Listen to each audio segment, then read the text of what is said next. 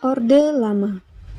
Pancasila pada masa Orde Lama masih menghadapi tantangan dan ancaman berupa agresi militer Belanda I dan II. Agresi ini merupakan bukti nyata Belanda ingin kembali berkuasa di Indonesia. Agresi tersebut terjadi pada 21 Juli sampai dengan 4 Agustus 1947 dan 19 sampai 20 Agustus 1948. Setelah pengakuan kedaulatan bangsa Indonesia oleh Belanda pada 27 Desember 1947, Indonesia yang mengalami perubahan bentuk negara dari negara kesatuan menjadi negara sekutu.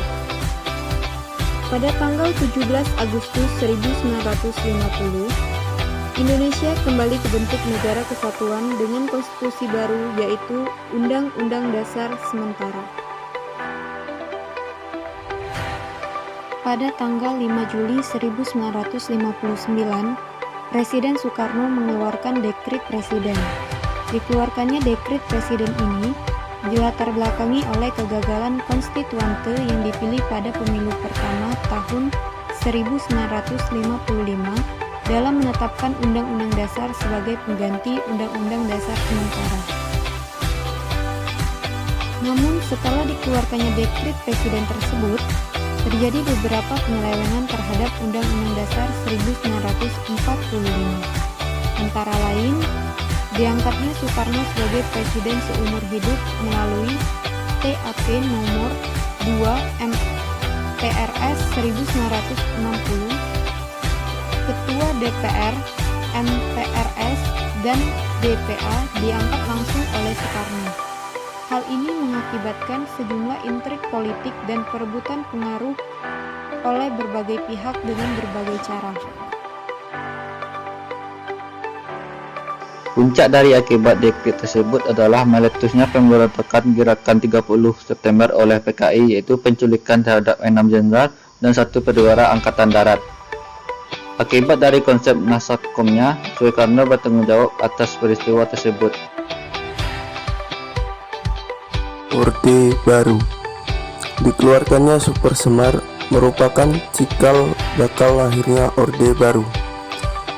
Berdasarkan TAP MPR nomor 20 garing MPRS garing 1966 menyatakan bahwa Orde Baru yang dipimpin oleh Soeharto didasarkan pada Undang-Undang Dasar dan Pancasila dan akan melaksanakan tujuan revolusi.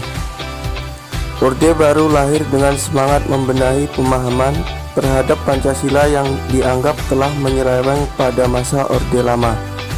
Sebagai langkah awal, Presiden Soeharto membuat program P4 atau Eka Prasetya Pancakarsa untuk mendoktrinasi Pancasila sebagai ideologi tunggal, diperkuat dengan ketetapan MPR RI nomor 2 garing MPR garing 1978. Soeharto berencana menjadikan Pancasila sebagai ideologi tunggal. Hal itu dikemukakannya bahwa semua organisasi harus menerima Pancasila sebagai ideologi tunggal, karena menurutnya Pancasila penting untuk stabilitas dan kesatuan nasional.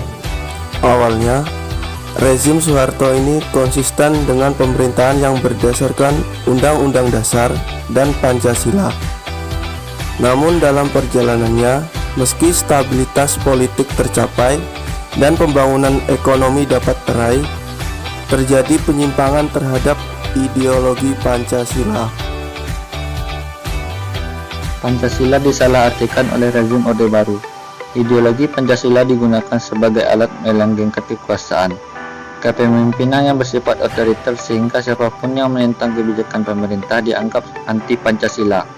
Mengkritik pemerintah dan kebebasan pers dibuka pada masa rezim ini. Unsur KKN berkembang dan menciptakan krisis moneter. Tahun 1998 terjadilah peristiwa reformasi. Masa reformasi.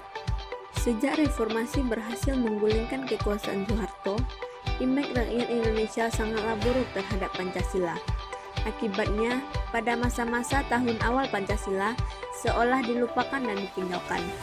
Fobia terhadap apa-apa saja yang berbau Orde Baru, termasuk di dalamnya fobia atas Pancasila, berlangsung di masyarakat.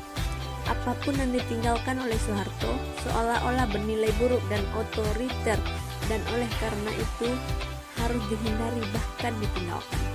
Namun, lambat laut keterbukaan demokrasi sebagai buah dari reformasi 1998 mempunyai konsekuensinya sendiri.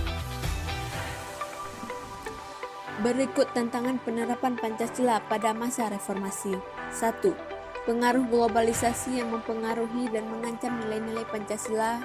Globalisasi mengakibatkan kebebasan tanpa batas, di mana munculnya paham-paham baru meniru kebudayaan luar yang bertolak belakang dengan nilai luhur. 2. Munculnya ideologi baru seperti ideologi liberalis, kapitalis, dan hedonisme yang dibawa oleh pengaruh luar yang sangat bertolak belakang dengan ideologi kita Pancasila. 3. Korupsi merupakan tantangan penerapan Pancasila pada masa Orde Lama sampai pada masa reformasi ini belum juga menemui titik terang untuk menyelesaikannya. 4. Selanjutnya adalah menurunnya rasa persatuan dan kesatuan. 5. Kondisi masyarakat yang diwarnai oleh kehidupan yang serba bebas atau kebebasan berbicara, berorganisasi, berekspresi, berkomunikasi, dan lain sebagainya. Pancasila adalah lambang negara kita. Ideologi Pancasila harus digunakan sebagai sumber dan pandangan hidup berbangsa dan bernegara. Selama semangat persatuan dan cinta tanah air ada di benak masing-masing, Pancasila akan tetap kokoh.